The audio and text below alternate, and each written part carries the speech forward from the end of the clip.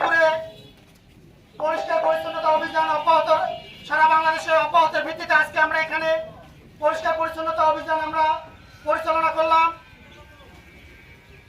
আমরা গাইবান্ধা জেলার ঐতিহ্যবাহী একটি শিক্ষা প্রতিষ্ঠান লক্ষ্মীপুর স্কুল অ্যান্ড কলেজের সাবেক শিক্ষক আমাদের শহীদ আব্দুর রব স্যার দীর্ঘ 3 বছর আগে তিনি মৃত্যুবরণ করেছেন। আপনারা জানেন তাকে যে হত্যা করেছে সেই খুনি আজকে প্রকাশ্য দিবালোকে আজকে লক্ষ্মীপুরে চলাফেরা করতেছে। আমরা অনতিবিলম্বে ছাত্র সমাজের পক্ষ থেকে খুনিকে আবারও গ্রেফতার করে দৃষ্টান্তমূলক শাস্তির জোর দাবি জানাচ্ছি।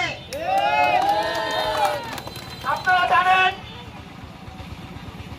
বৈষম্য বিরোধী ছাত্র আন্দোলনে আমাদের অসংখ্য ভাইয়ের বুকে গুলি চালিয়ে হত্যা করা হয়েছে। আপনারাও জানেন অনেক ভাইকে গুম করা হয়েছে, খুন করা হয়েছে। আমরা লক্ষ্মীপুর স্কুল অ্যান্ড কলেজের সামনে উপস্থিত হয়ে বক্তব্য দিয়েছি এবং প্রিন্সিপাল স্যারকে বলেছি শেখ রাসেল নামের পরিবর্তে আজকে থেকে নতুন করে শহীদ আব্দুর রব স্যার নামে কলেজের ভবনের নামকরণ করা হয়েছে।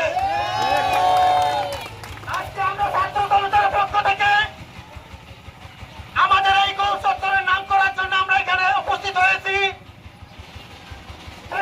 বিশ্ববিদ্যালয়ের মেধাবী ছাত্র, ইংলিশ ডিপার্টমেন্টের মেধাবী ছাত্র শহীদ আবু সাইদ ভাইয়ের নামের ভিত্তিতে আমরা আজকে এই অনুষ্ঠান এই গোল চত্বরের নামকরণ করতে চাচ্ছি। এটা আমাদের ছাত্র জনতার দাবি। আমরা চাই শহীদ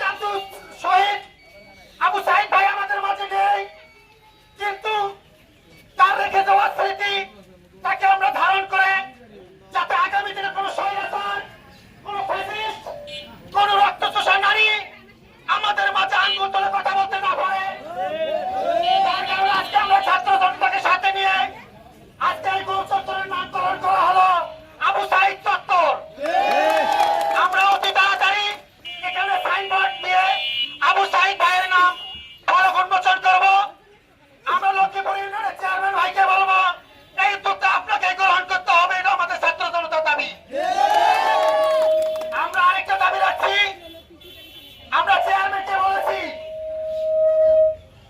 আমাদের এই বিজয়ের মাসে, আমাদের এই স্বাধীনতার মাসে আমরা লক্ষ্মীপুর বাজার পরিচ্ছন্নতার কাজে ছাত্রদেরকে নিয়োজিত করেছিলাম। আপনি 6টি পয়েন্টে ডাস্টবিন দিবেন যাতে করে আমাদের ব্যবসায়ী ভাইরা সেখানে ময়লা আবর্জনা ফেলে আমরা সুন্দর একটা পরিবেশ যেন আমরা